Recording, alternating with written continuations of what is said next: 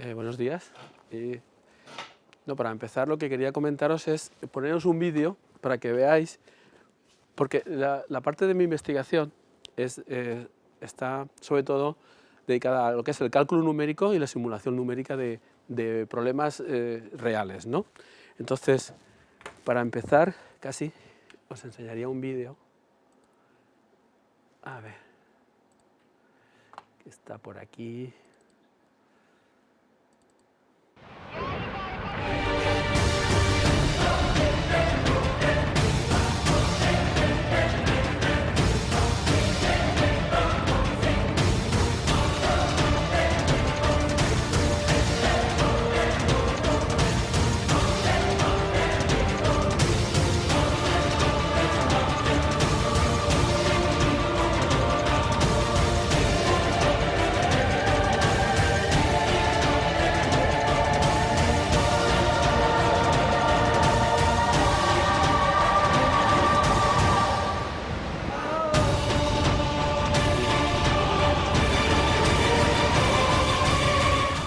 Como veis, el prototipo de fluidos es el agua, ¿no? Pero no solamente el agua, sino el gas, también las avalanchas de nieve, los movimientos de tierra, incluso la sangre que va por vuestras venas, todo eso es un fluido, ¿no? Entonces, para modelizar ese tipo de comportamiento, pues tenemos unas ecuaciones, que ahora os enseñaré cuáles son, ¿no? Pero en fin, si os dais cuenta aquí, hay problemas abiertos, que es cómo las salpicaduras de agua, ¿eso cómo se modeliza? La mezcla de aire y agua, ¿cómo se modeliza ese movimiento? ¿Qué comportamiento es el que tiene este tipo de fluidos y cómo podemos tener una ecuación que pueda modelizar el comportamiento que la naturaleza nos ofrece, ¿no? Esa es la principal cuestión, ¿no? Entonces, siguiendo con lo que estábamos, si tenemos aquí lo que son la simulación numérica de un fluido, en primer lugar, pues os hablaré de lo que son las ecuaciones de aguas someras. Los franceses, como hubo un tal Saint Venant que las estudió, pues llaman ecuaciones de Saint Venant.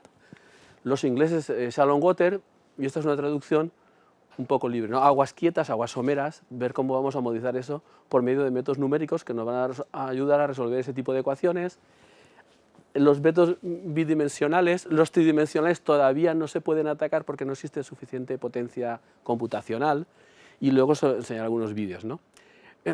Este es el movimiento más típico, ¿no? ¿Lo veis? Ahí hay una onda que se mueve, se puede simbolizar cómo llega el agua a la playa, o también con situaciones más peligrosas, cómo supera una barrera y destroza infraestructuras, o cómo se produce un tsunami.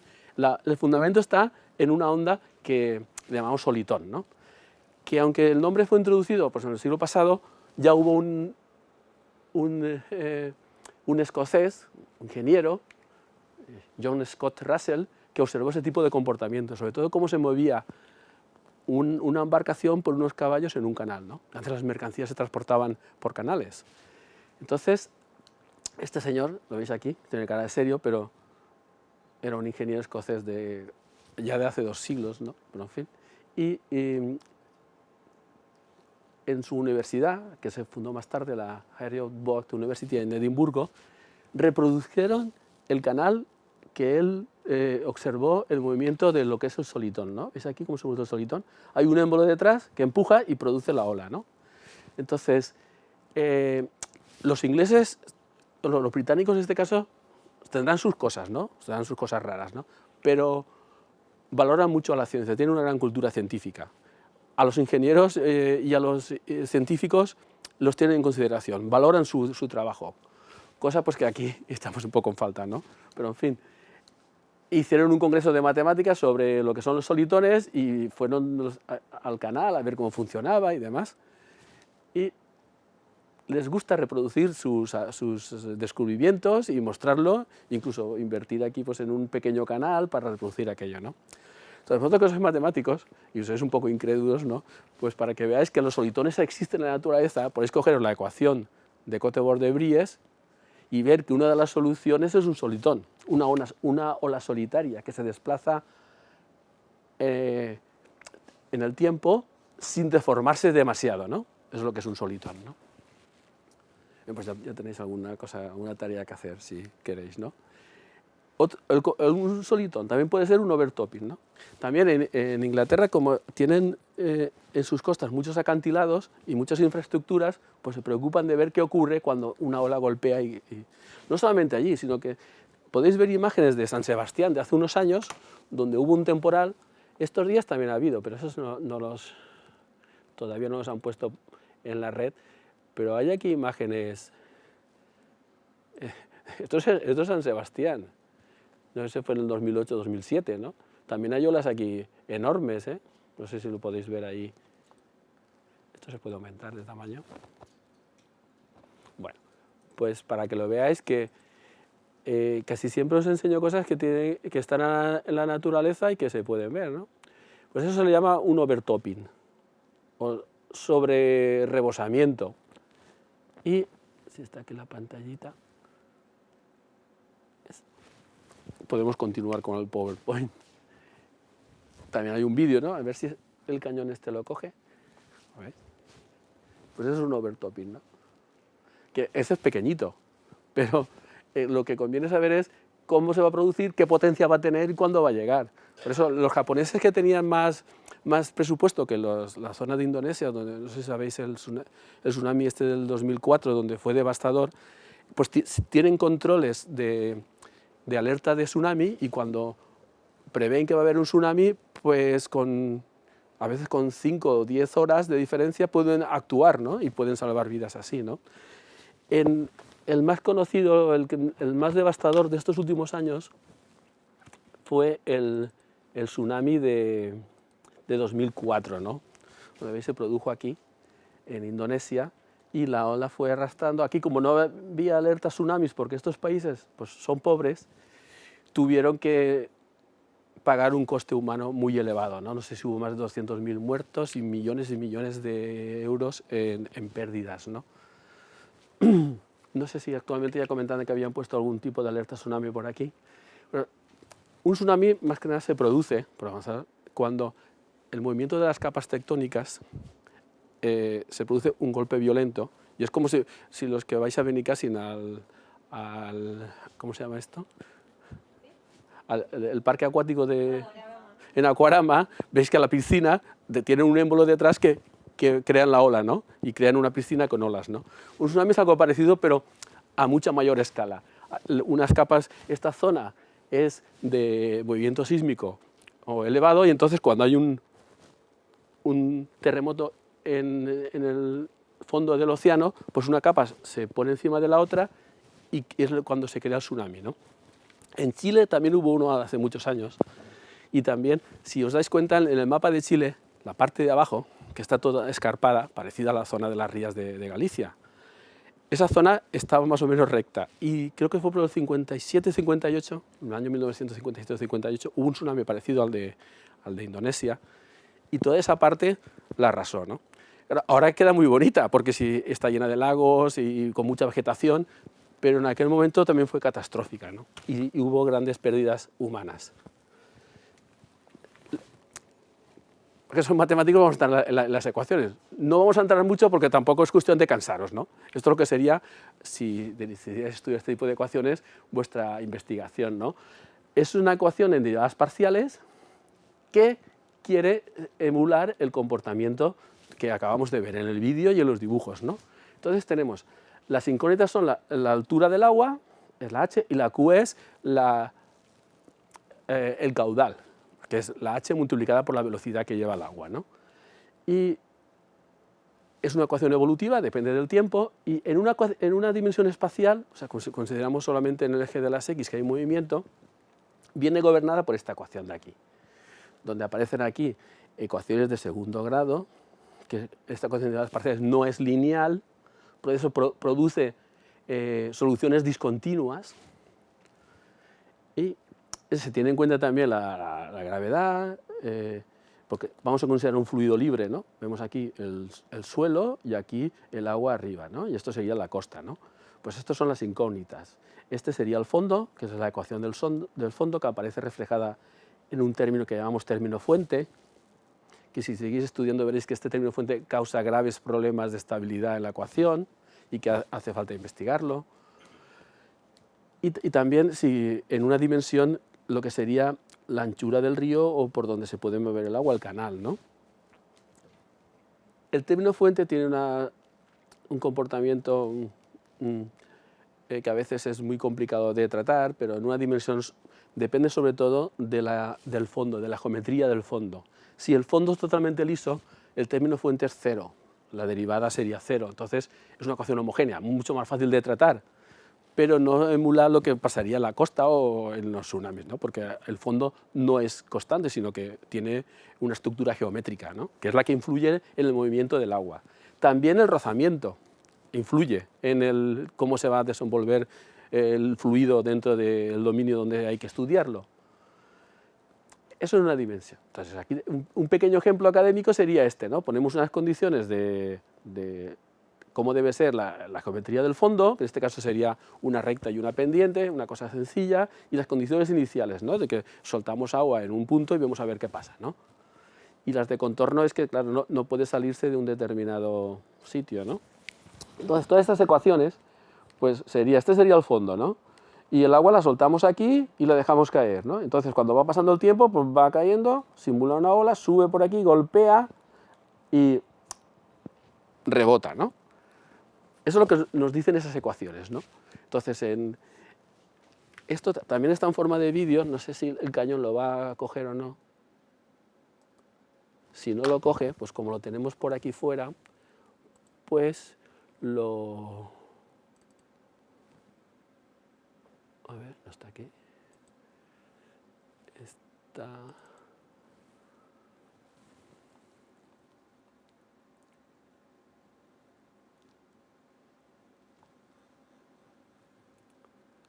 A ver si este se ve.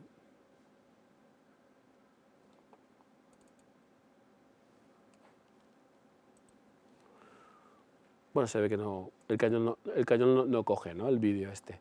Pero en fin, el agua caería por aquí, golpearía, cuando esto está lleno rebosaría, y si cortamos el agua, pues se quedaría aquí un pozo almacenado, ¿no? Más o menos simula un comportamiento de lo que es esperable. Como veis, las ecuaciones, como tienen un comportamiento continuo, aquí no se refleja lo que son las salpicaduras del agua, la mezcla de agua con aire. Ese problema está abierto. Así que de ver cómo se representa de una forma coherente este comportamiento del agua, que aquí las ecuaciones no lo muestran. Habría que hacer algo en las ecuaciones para que modelizara mejor el problema. Vamos a poner esto en pantalla grande. Digo porque lo que ocurre en la vida cotidiana es mucho más complicado. Si vemos aquí, por ejemplo, una singularidad, esto es el agua, un río creo que es no recuerdo el nombre, es del Pirineo francés, ¿no? Y empieza una tormenta y el caudal es este, ¿no? Y a los 5 minutos es el mismo. Entonces, claro, todas estas salpicaduras desde el punto de vista matemático son difíciles de representar. Y eso todavía está pendiente de una solución adecuada a ese tipo de problemas, ¿no? ¿Cómo modelizamos matemáticamente las salpicaduras de esta agua? Y de hecho las singularidades en la naturaleza existen, ¿no? Esto lo habéis visto muchas veces en algunos ríos, ¿no? Cuando hay un pequeño bache, entonces las ecuaciones que hemos visto antes y su resolución numérica tienen que poder reflejar esto, esa caída de ahí. Por eso la ecuación que hemos visto antes es no lineal y produce soluciones discontinuas. O sea, emula muy bien el comportamiento que os estoy mostrando ahí. ¿Cómo se resuelven esas ecuaciones? Pues muchas de ellas no tienen una solución continua, que no se puede resolver aplicando los métodos que os han enseñado en ecuaciones diferenciales de factores integrantes, cambio de variable. Hay que resolverlas desde el punto de vista numérico. Entonces, ¿cómo lo hacemos? Pues se trata sobre todo de sustituir las derivadas que aparecen en la ecuación por diferencias o por medias calculadas por integrales, que nos den una imagen del numerito que reflejaría la cantidad de agua o de altura del agua en ese punto determinado, ¿no? Entonces, lo fundamental es sustituir las derivadas por diferencias, diferencias calculadas de forma inteligente para que representen muy bien el comportamiento que queremos simular, ¿no?, en una simulación numérica, ¿no? Entonces aquí lo que se hace es, pues claro, se hace una discretización temporal, si aparece, todas estas ecuaciones son dependientes del tiempo, y si estamos en una dimensión espacial, pues hay que hacer una discretización en X. Y después de sustituir esas derivadas por integrales o por medias en celda, teniendo en cuenta el área de la cantidad de masa de agua que tiene que haber en ese sitio, estamos hablando siempre de agua, pero estas ecuaciones, como hemos dicho antes, valen para todos los fluidos, gas, agua, incluso los coches, el movimiento de coches en una autopista, la densidad de coches en una autopista se comporta como un fluido. Bien, pues esta ecuación al final llegamos a un esquema numérico que debemos implementar en un computador y vamos calculando las soluciones numéricas, que son aproximadas a las continuas, ¿no? Entonces lo que se trata después es de validar si ese modelo que hemos nosotros calculado refleja el comportamiento que hay en la naturaleza que nosotros queremos que refleje, ¿no?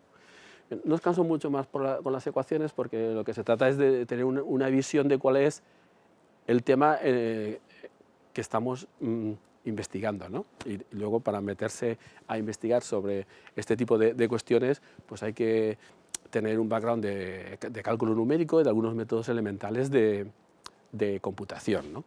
Que eso supongo que los iréis adquiriendo con estos años, ¿no? En dos dimensiones, la ventaja que tienen estas ecuaciones en dos dimensiones es que si consideramos x e y en 2D, como una de las incógnitas es la altura, tenemos en un plano la altura, nos da una representación de lo que ocurre en tres dimensiones.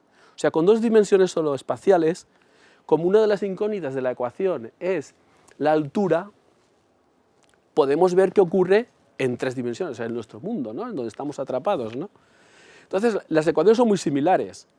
Aparece un nuevo término que tiene en cuenta cómo se desplazaría el fluido a lo largo del eje de las íes, vuelve a aparecer la h de x, que sería la geometría del fondo.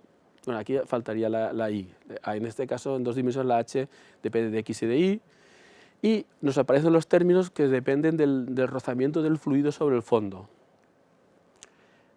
Vuelve a ser una ecuación no lineal, las incógnitas están elevadas al cuadrado, y una solución exacta de ellas no existe, ¿no? Entonces, lo que hay que hacer ahora es, en lugar de tener celdas, medias en celdas, en un intervalo, hay que tener medias en un volumen de control, que en este caso tiene dos dimensiones, ¿no? Y hay que poner variables a todos estos esquemas que nos intentan modelizar el dominio en dos dimensiones. Hay distintas formas de aproximaciones que se pueden tomar, pero lo que hay que hacer es tener el fondo bien determinado para ver cómo se va a mover ahí nuestro fluido, ¿no? Son muy similares, los métodos pues también, y de aquí pues ya se implementa desde un punto de vista numérico y se obtienen las soluciones aproximadas en cada volumen de control, ¿no? Como una de las incógnitas es la altura, si vemos lo que ocurre en esta parte del dominio y la altura del agua, pues podemos ver lo que pasa en tres dimensiones, ¿no? Eso que tiene estas ecuaciones, ¿no? Entonces, se pueden modelizar, por ejemplo, roturas de presa, ¿no? ¿Ves? Aquí tenemos una presa y un poco más aquí está la presa rota, ¿no? Y hay que modelizar cómo se rompe. No es la misma presa. Esta es una presa, claro, porque a los propietarios de esta no les pudimos convencer de que la rompieran y que nosotros veríamos qué ocurría, ¿no? Entonces, tenemos fotografías de otra presa muy parecida, pero que al fin y al cabo es lo mismo, ¿no? Intentamos ver, volvéis a ver aquí las discontinuidades que provoca el agua, las salpicaduras de agua, la mezcla de agua y aire, eso cómo se trata. Bueno, numéricamente, con las ecuaciones que hemos visto antes, ¿cómo se simularía? Pues esto es un problema académico. Hemos puesto aquí un agua, una compresa, en el t igual a 0 abrimos y vamos a ver cómo se mueve el agua, ¿no? Como esto también es un vídeo, no sé si ahora nos va a salir o qué.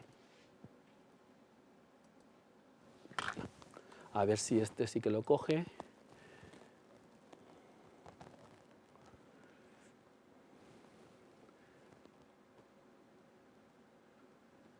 Si no, pues mira, hemos tenido mala suerte con los vídeos. Aquí está, a ver si este se ve. Este es MPG igual se ve. Este sí que se ve mejor, ¿no? ¿Ves cómo se... Este movimiento, eso lo reflejan las ecuaciones, no la naturaleza. Lo que queremos es que ese movimiento que se ve ahí, que nos dan las ecuaciones, pues sí que representa bien lo que ocurriría. Echáis en falta las salpicaduras y la mezcla del agua, y eso es difícil de modelizar, y eso ya lo tenéis que hacer vosotros.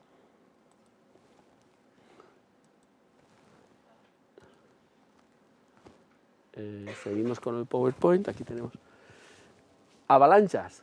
Esto también es un fluido, un poco con una viscosidad más grande, también se puede modelizar como un fluido. Las avalanchas de tierra y de nieve también es un problema que... tengo un vídeo aquí, un movimiento de tierras en Italia, y a ver si se ve esto, creo que son estos.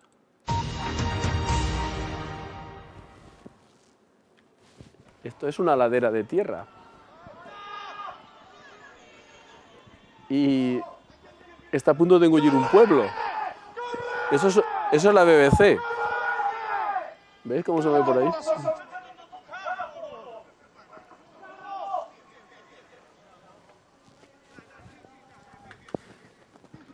Pues eso también es un fluido, con una viscosidad más...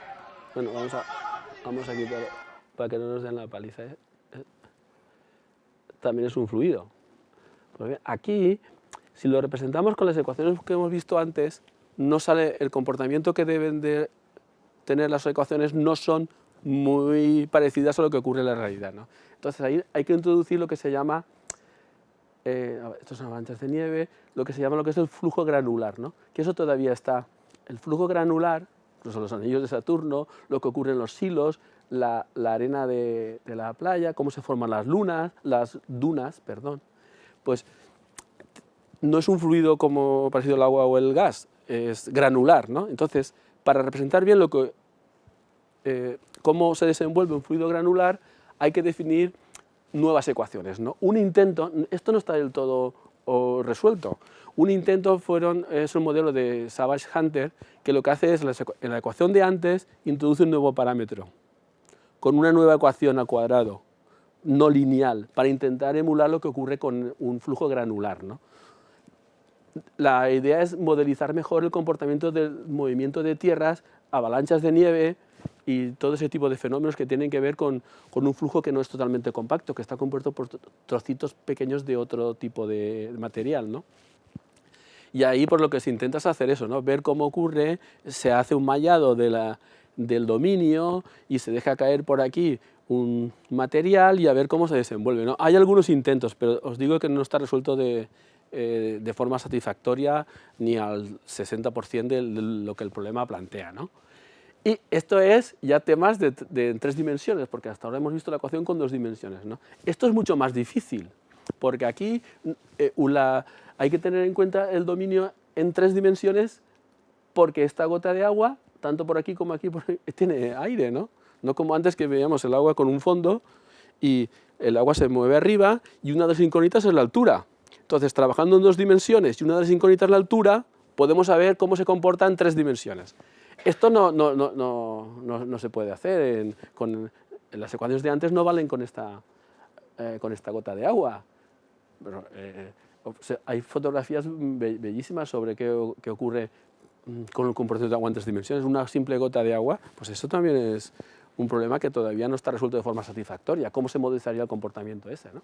Sí que en algunas películas, como cuesta más barato hacer una simulación numérica que esperar todo el equipo de filmación a que un día llueva y filmar una escena, pues sí que han reproducido varias gotas de agua e intentan emular lo que pasaría si lloviera, ¿no? Y eso abarata mucho el precio. Pero no es un problema que esté totalmente resuelto, ¿eh? Eso es real, eso es una fotografía, eso es casi una esfera. Y estos modelos pues, son muy bonitos, ¿no?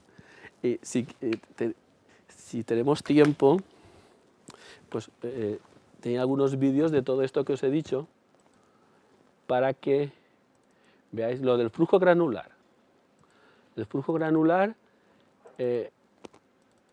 sería una cosa así, ¿no? ¿Cómo podemos representar ese movimiento? un flujo porque está compuesto a su vez de otras partículas más pequeñas, ¿no? Lo del movimiento de agua ya lo hemos visto. En Chile hace unos años hubo también otro pequeño terremoto, maremoto, que produjo un...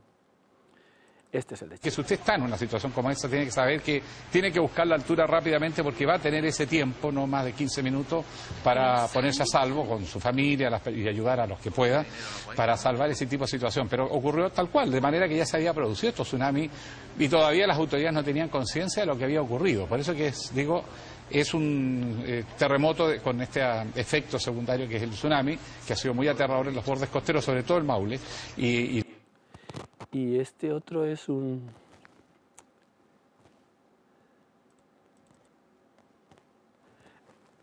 Esto está hecho con las ecuaciones de antes, ¿no? ¿Cómo se movería esta masa de agua, ¿no? A ver si lo vemos.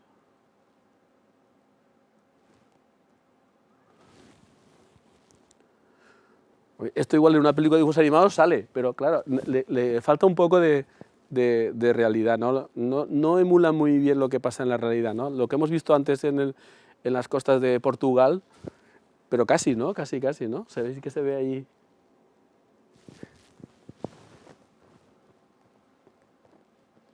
De repetir lo mismo, ¿no? ¿Lo veis? Esto está hecho con las ecuaciones.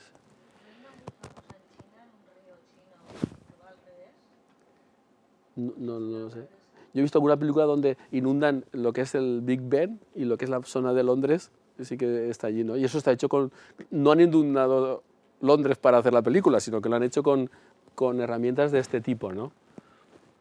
Y esto que os quiero enseñar ahora es un vídeo que lo han hecho unos estudiantes de la Universidad de Miami, del laboratorio de computación en dinámica de fluidos, ¿no? Lo que intentan emular es cómo deben ser las alas del avión para que ofrezca menor resistencia dependiendo de la velocidad. Si se va a una velocidad subsónica menor que el sonido, el tipo de alas deben ser de una manera, pero si se supera la velocidad del sonido, las alas deben ser de otra manera para que la resistencia sea mínima. Entonces lo que hacen es ellos construir un prototipo de avión, es un dibujito, ¿no? Que durante el vuelo, si va a alcanzar velocidad supersónica, cambia de dirección para navegar en otra dirección con menos resistencia del aire, ¿no? Entonces, y está hecho por unos estudiantes del laboratorio de dinámica de fluidos computacional, ¿no? Y aquí se ve cómo hacen eso el avión.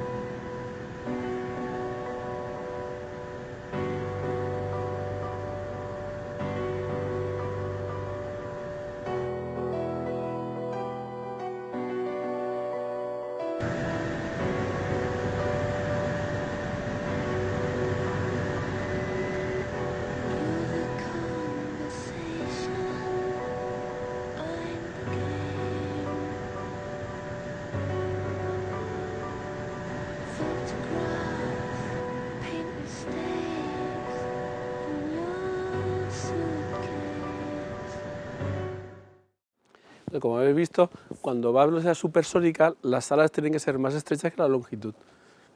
Entonces, claro, otra cosa que ha aparecido es, con Google Maps, han visto la parte de la costa de Nueva York y la de Los Ángeles, que es donde teóricamente se desplazaba el prototipo que habían construido, ¿no?